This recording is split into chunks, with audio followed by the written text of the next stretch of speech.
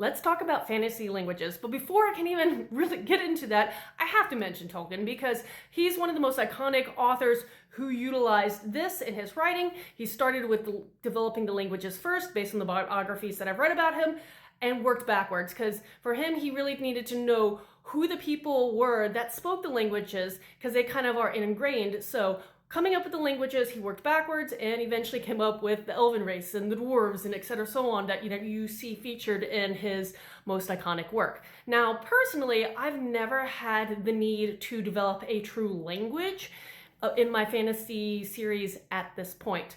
The only series that I do have to kind of maneuver around that issue of culture clashes and people being able to speak various languages is the Jed Chronicles. We're dealing with a magical multiverse, and my main character has an ability. It's called the Gift of Tongues, and it allows her to hear anybody speaking in anybody's native tongue, and in her mind, she can translate it to her own language.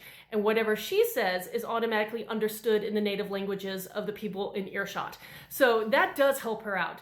Yet, not everybody has this gift. It is a very rare gift. So we do deal with a little bit of culture clashes and have to make very good notes of who knows what languages so I don't mix that up because not everybody knows how to easily communicate in a fantasy world.